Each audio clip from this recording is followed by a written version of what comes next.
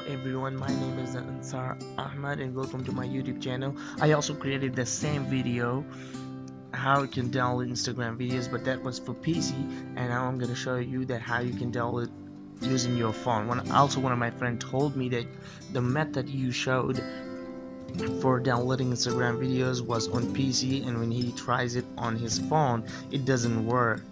So I'm gonna show him that both the method is same for both things, whether you want to use it on a phone or laptop. Now I want to download this video. You can see those three dots, just click on them and you can see the copy link option.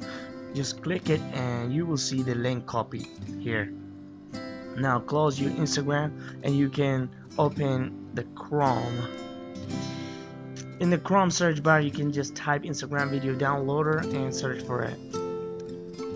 Just like the previous video I posted, it loads you a lot of websites. Now all these websites allow you to download Instagram videos, but the one that is easy to use and that I'll recommend you is the w3toys.com. Just click it. Now here in this box, just tap with your finger and hold it for a while. You'll see the pass button, just click on it and your link will be copied. Now once you have copied your link, you can see the download button. Just click on it and wait for a few seconds. After a few seconds, you will see that your video is loaded.